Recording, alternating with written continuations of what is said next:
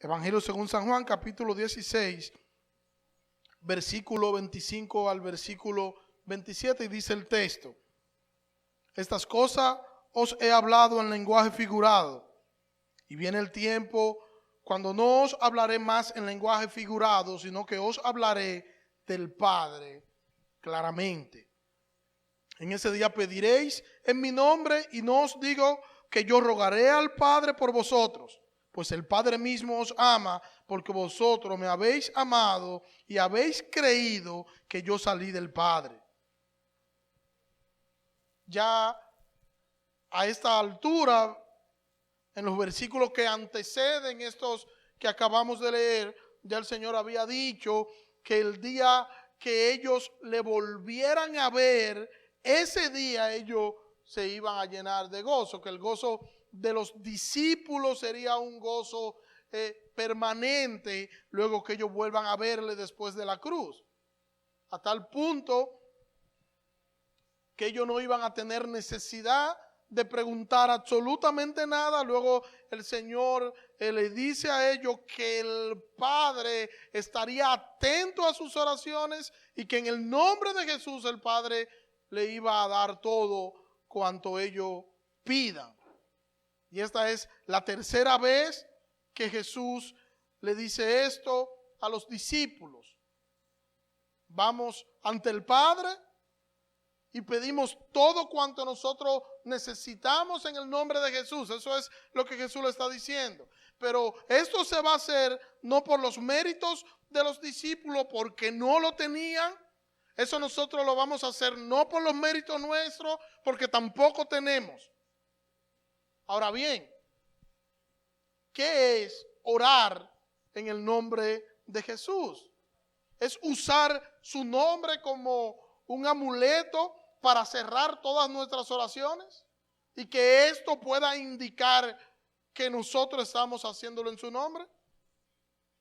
No, orar en el nombre de Jesús es orar por lo que es conforme a su voluntad. Eso es orar en nombre de Jesús, es reconocer y afirmar nuestra dependencia total de Él para que Él cumpla todas nuestras necesidades. Esa debe ser o debería ser la forma en la que nosotros pidamos a Dios en oración. Ir a Dios en oración consciente de que ya Dios ha dicho que tal o cual situación va a acontecer y como base es su palabra.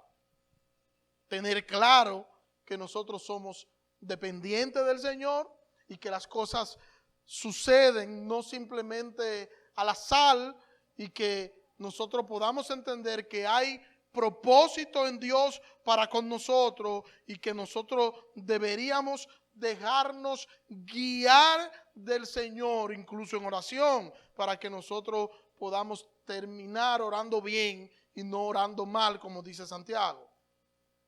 En la oración yo busco glorificar el nombre del Señor con mis peticiones, que mi vida sea sometida a su voluntad, y como yo dependo totalmente de Él, entonces yo oro pidiendo a Dios socorro, por fuerzas, por esperanza en medio del dolor. Jesús le dice a los discípulos que cuando ellos pidan en su nombre, es entonces cuando el gozo de los discípulos será cumplido. El gozo nuestro será cumplido cuando nosotros podamos ir en oración, y en oración nosotros podamos allí pedir y hacer la voluntad del Padre, y el Espíritu Santo entonces va a llenar nuestra vida de gozo. Nuestro gozo será cumplido. Dice el pastor MacArthur al respecto, cito: aún frente a sus sufrimientos inimaginables, Jesús contrarrestó compasivamente la ansiedad de sus discípulos con consuelo y esperanza. Les prometió que el dolor del momento daría como resultado una alegría profunda, y les aseguró que aunque Él se iba, lo volverían a ver pronto en la llegada del Espíritu Santo. Aunque en poco tiempo Él ascendería al Padre, estaría con ellos todos los días hasta el fin de la cita. El Señor no fue que le dijo a ellos, yo me voy, trataré de hacer algo por ustedes. Miren a ver cómo ustedes tratan de comprender todas las cosas. No, no fue eso. Él le prometió que siempre estaría con ellos, siempre le prometió esto, que Él estaría con ellos hasta el fin. Y estaría con ellos siempre hasta el fin por medio del Espíritu Santo que habita en el creyente.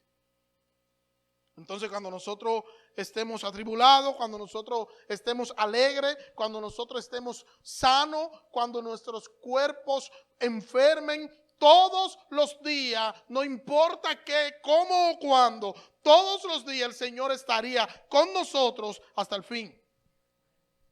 Y luego entonces vemos los textos que leímos hoy, versículo 25, estas cosas os he hablado en lenguaje figurado, pero viene el tiempo cuando os hablaré, cuando ya no hablaré en un lenguaje figurado, sino que os hablaré claramente acerca del Padre.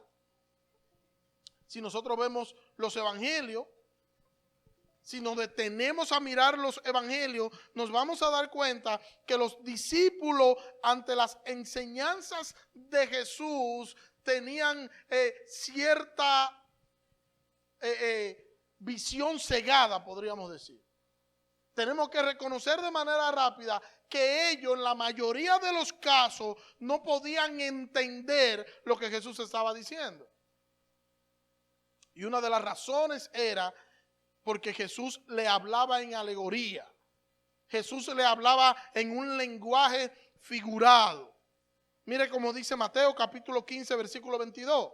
No es lo que entra en la boca lo que contamina al hombre, sino lo que sale de la boca. Eso es lo que contamina al hombre. Jesús se refiere aquí y le está hablando en un lenguaje figurado, pero ellos no entendieron. Si usted lee el texto completo, se va a dar cuenta que los mismos discípulos dicen que no entendían lo que él estaba diciendo.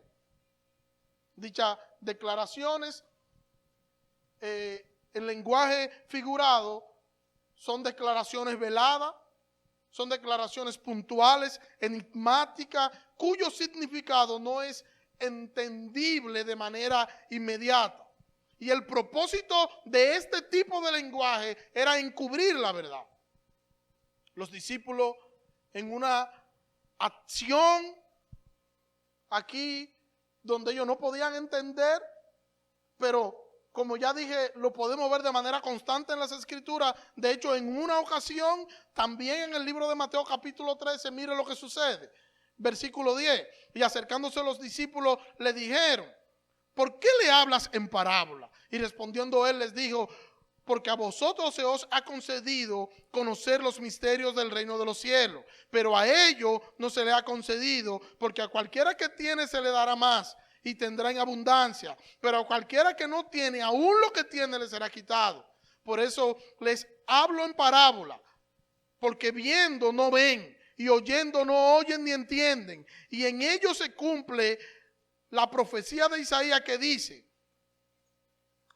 al oír oiréis y no entendéis, y viendo veréis y no percibiréis, porque el corazón de este pueblo se ha vuelto insensible, y con dificultades oyen con sus oídos, y sus ojos han cerrado, no sea que vean con los ojos y oigan con los oídos, y entiendan con el corazón, y se conviertan, y yo los sane.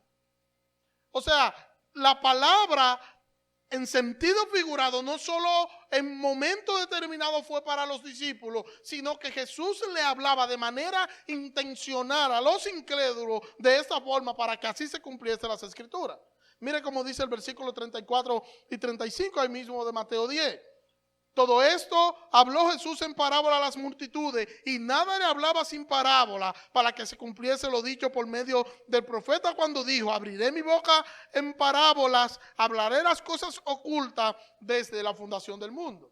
Y ahora Jesús le dice a ellos, estas cosas yo le he hablado a ustedes en un lenguaje figurado que ustedes no lo pueden entender ahora, pero viene el tiempo cuando yo le voy a hablar en un lenguaje claro para que ustedes puedan entender claramente al Padre.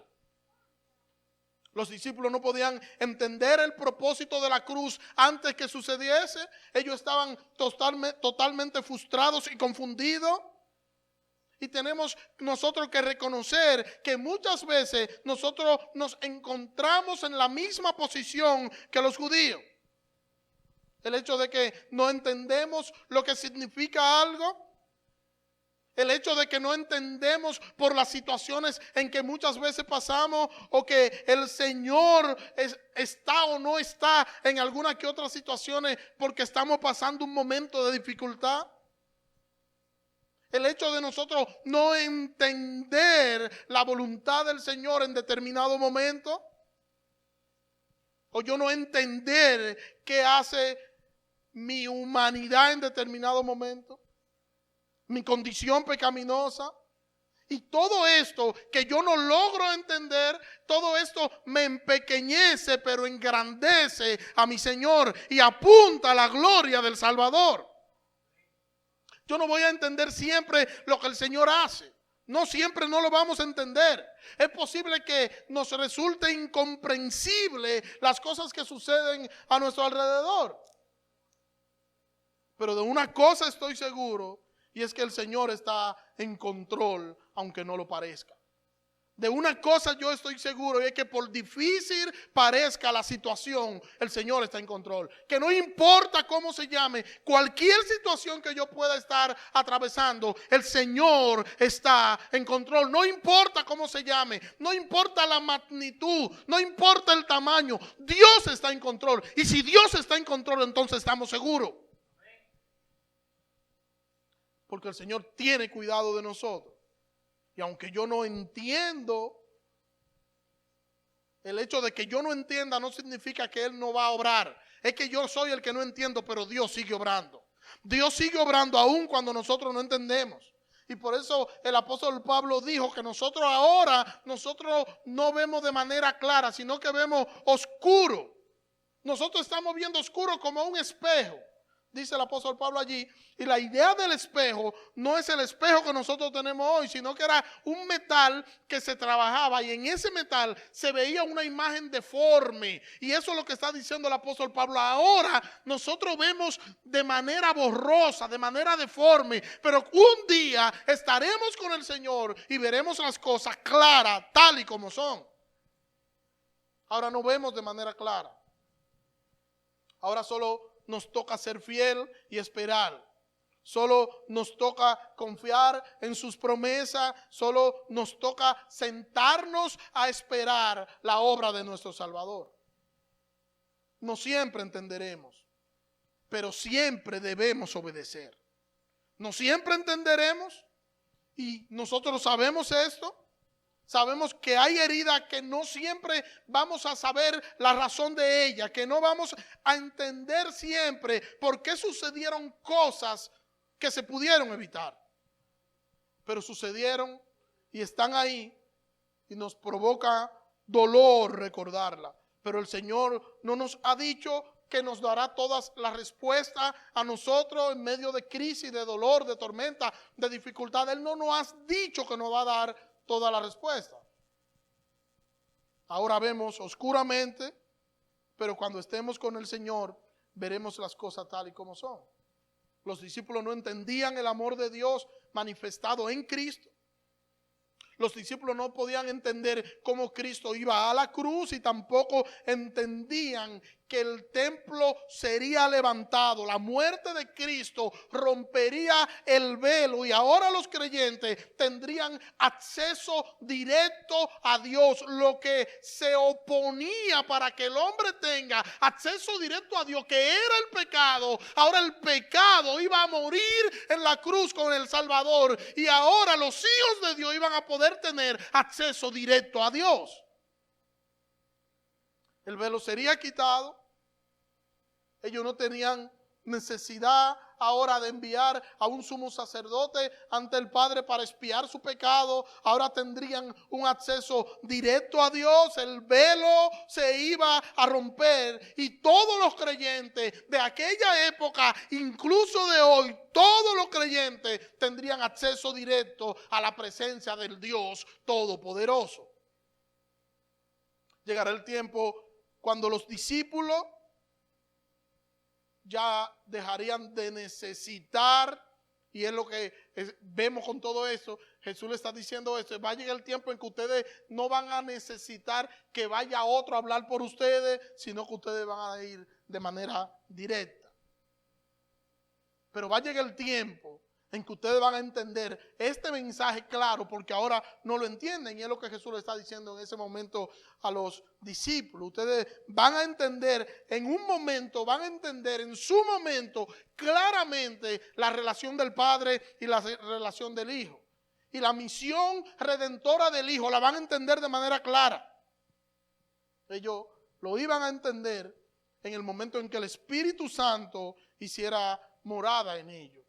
El velo era como una pared que separaba, sin embargo, ahora no hay velo. Cristo quitó el velo. Ahora el templo cambió. Y ahora el templo no es hecho de manos. Ahora Dios habita en cada creyente y cada creyente es el templo de Dios. En ese día pediréis en mi nombre, dice Cristo en el versículo 26. Y no os digo que yo rogaré al Padre por vosotros, pues el Padre mismo os ama, porque vosotros me habéis amado y habéis creído que yo salí del Padre. Pediréis en el nombre de Jesús y serán escuchados. Ustedes van a pedir en el nombre de Jesús y serán escuchados. No es solo, bueno, que el Padre nos escucha porque el Padre ama al Hijo. No es eso lo que está diciendo Jesús. Jesús está diciendo que el Padre también nos ama. Y los creyentes deben pedir al Padre lo que sea consecuente con la voluntad del Hijo. El creyente ha sido amado por el Padre porque el creyente ama a Cristo. Ahora, ¿cómo yo sé, cómo yo me doy cuenta que el creyente ama al Hijo? Por su obediencia. Es su obediencia la que habla del amor. Es mi obediencia al Padre, es mi obediencia al Hijo la que habla de mi amor por Él. La obediencia de los creyentes dice cuánto nosotros le amamos. Jesús ama a los creyentes y Jesús ama a los creyentes con un amor perfecto. Mire cómo dice Juan capítulo 13 versículo 1. Antes de la fiesta de la Pascua, sabiendo Jesús que su hora había llegado para pasar de este mundo al Padre, habiendo amado a los suyos que estaban en el mundo, los amó hasta el fin. El amor de Dios hacia nosotros es un amor perfecto, es un amor salvador y es un amor eterno. Nosotros somos amados por el Padre y ese amor nosotros podemos verlo de manera clara y palpable en la cruz del Calvario. Dios nos amó. El amor del Padre nos ofrece intimidad. Tenemos intimidad con quien nos ama. Dios nos ama y ese amor genera intimidad. Podemos ir a Dios sabiendo que nosotros vamos ante alguien que nos ama. El amor del Padre, ese amor que llevó al Hijo a la cruz por nosotros. Nosotros tenemos ese amor y ese amor debe reflejarse en nosotros a través de nuestras relaciones interpersonales. Nosotros tenemos que amar a los demás como el Señor nos ha amado a nosotros. Ese es nuestro compromiso, con un amor incondicional, sin esperar nada a cambio. Cuando usted hace algo por alguien, no debe esperar nada a cambio. No es que usted ayudará a una persona que le pueda devolver el favor. Bueno, yo ayudo a fulano porque yo sé que cuando yo necesite algo, él me va a responder igual. No, no es eso lo que enseña las Escrituras. Es que tú puedas ayudar a quien nunca te puede devolver el favor o a quien nunca podrá devolverte el favor porque no tiene con qué. Nosotros nunca podremos pagarle a Dios lo que Dios ha hecho por nosotros. Siempre seremos deudores. No importa lo que nosotros podamos hacer, no importa lo que nosotros podamos decir, no importa lo que nosotros podamos experimentar, somos deudores porque nunca vamos a cumplir las exigencias divinas, nunca. Igual con los demás, debemos amarlo sabiendo que ellos no nos pueden devolver el favor o no nos deben devolver el favor. Y de manera incesante, sabiendo que el Señor es nuestra recompensa. Nuestro amor por Cristo se puede ver en la forma en la que nosotros tratamos a los demás. Tu amor por Cristo puede verse a través del amor entre los hermanos. Esa relación entre los creyentes, esa relación entre los hermanos, habla del amor de Cristo que está en esos hermanos. Porque ya el Señor nos dijo que nos llamó a que nosotros nos amáramos los unos a los otros. El Señor nos ha llamado a que nos amemos. Y ese amor es un amor que se conduele. Ese amor es un amor que se preocupa. Que si yo no veo a mi hermano, yo le llamo para saber cómo está y por qué no le vi. Que si mi hermano tiene una necesidad, eso debería preocuparme. Y si no lo puedo ayudar físicamente, pues oro de manera incesante por él. Ese amor no me deja ser egoísta. Es un amor que se mueve. Es un amor en acción. Es un amor que me lleva a glorificar a mi Señor. Yo le glorifico cuando yo amo a mis hermanos con esta clase de amor que acciona. Cuando nosotros hacemos las cosas sin esperar reconocimiento. No que yo haga algo y esté esperando que me aplaudan y me lo reconozcan en público. Solo esperando que el Señor me vea y tenga misericordia de mí. Porque en mi gratitud yo debería estar dando a mis hermanos por gracia el mismo amor que yo he recibido. Gálatas capítulo 4 versículos 6 y 7. Y porque sois hijos de Dios, Dios ha enviado el Espíritu de su Hijo a nuestros corazones, clamando, Abba Padre. Por tanto, ya no eres siervo, sino hijo. Y si hijo, también heredero por medio de Dios. El Espíritu Santo ha sido derramado en nuestros corazones. Y Él realiza la obra de confirmación en los creyentes, esta obra de adopción como hijo. Dios, el Espíritu Santo la confirma en el corazón de los creyentes. La seguridad de la salvación es una obra del Espíritu Santo en el corazón de los creyentes. Y el término que aparece aquí, Abba Padre, es un término familiar y cariñoso que en arameo los niños lo utilizaban para hablar con sus padres. Y esta expresión podemos compararla con la palabra papito. O sea, la palabra Abba Padre es papito padre. Y es una expresión de cariño, es una expresión de confianza donde el hijo se acerca al padre y le dice, papito lindo, papito padre. Una expresión que denota familiaridad entre el hijo y el padre, entre el padre y el hijo. Y Jesús dice, claro, ustedes ya no son siervos. La palabra siervo que aparece tampoco es la palabra siervo que conocemos, es la palabra esclavo. Ya nosotros no somos esclavos, ya nosotros no estamos a la merced del mundo, sino que ahora nosotros hemos sido adoptados por Cristo. Cristo nos justificó y hemos recibido la adopción de hijos y ahora somos hijos de Dios.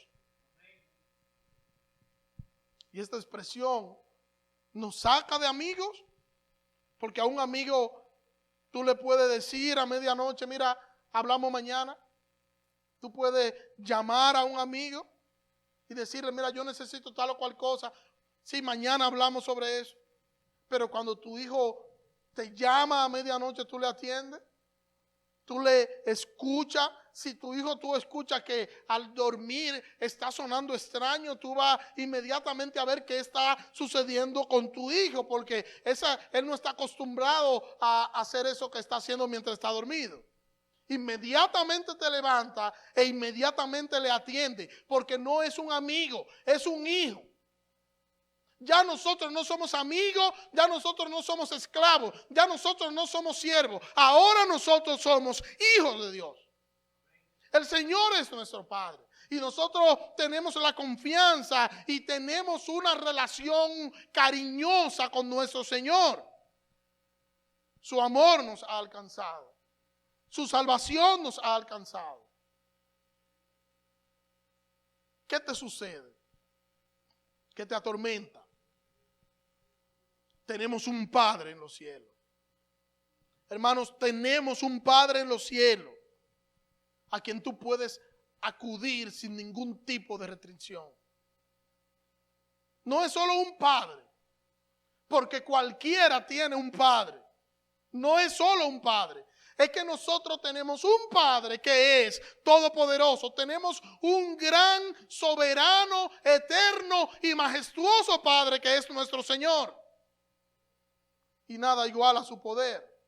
Y nada iguala su señorío. Él es sobre todas las cosas. Él está por encima de todas las cosas. Y Él es nuestro Dios. Él es nuestro Señor. Pero Él es nuestro Padre. Y nos va a atender. No importa cómo tú estés. Él te va a atender. No importa en las condiciones que te pueda ver. Él te va a atender porque Él es tu Padre.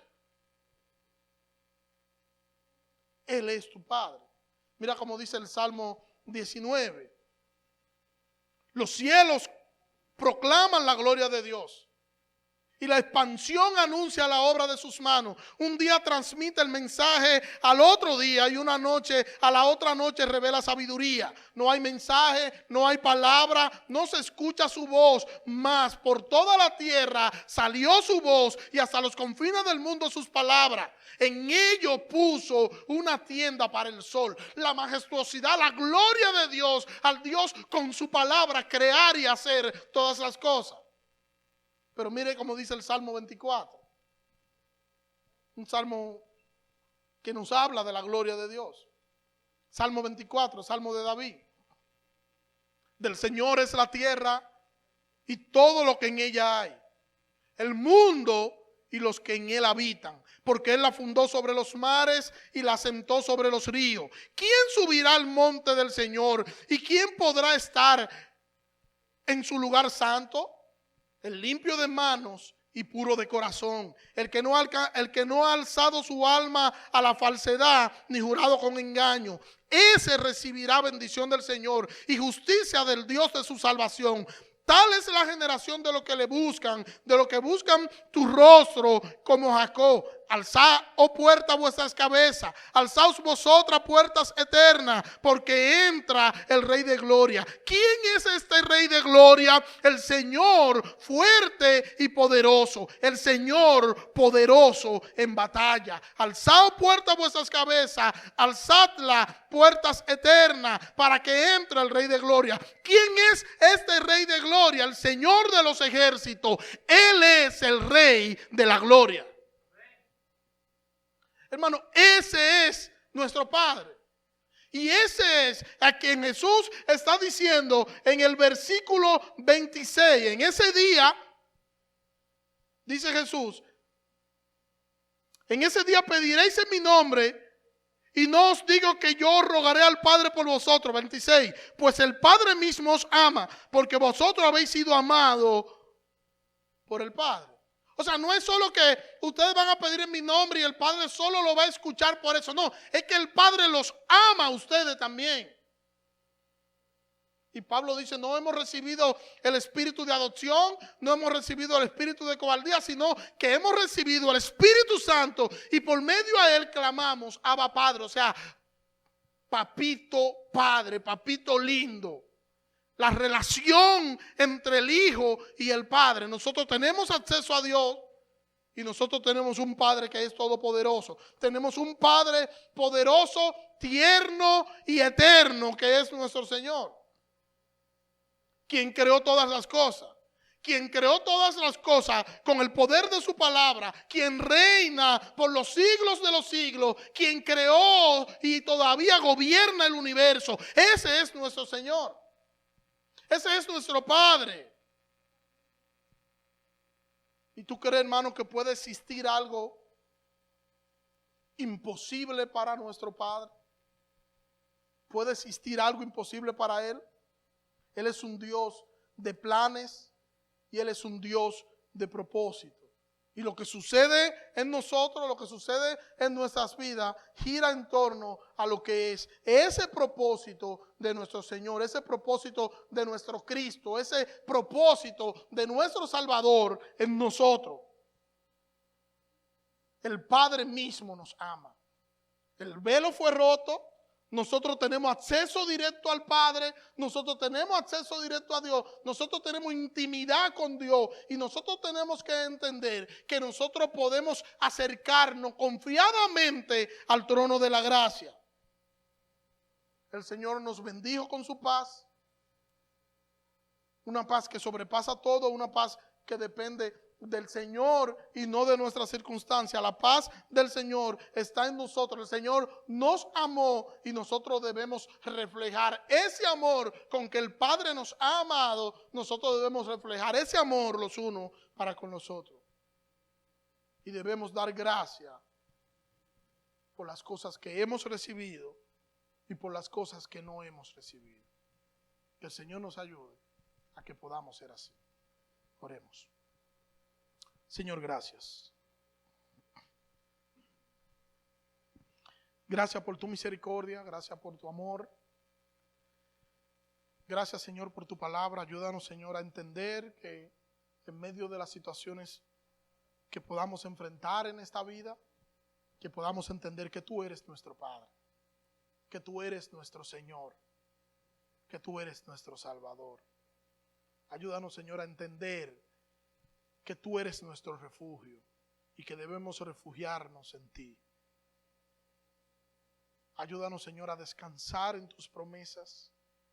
Ayúdanos, Señor, a depender de ti, que cuando la situación esté más difícil, Señor, que sea cuando nosotros más nos acerquemos a ti. En el nombre de Jesús. Amén. Dios le bendiga.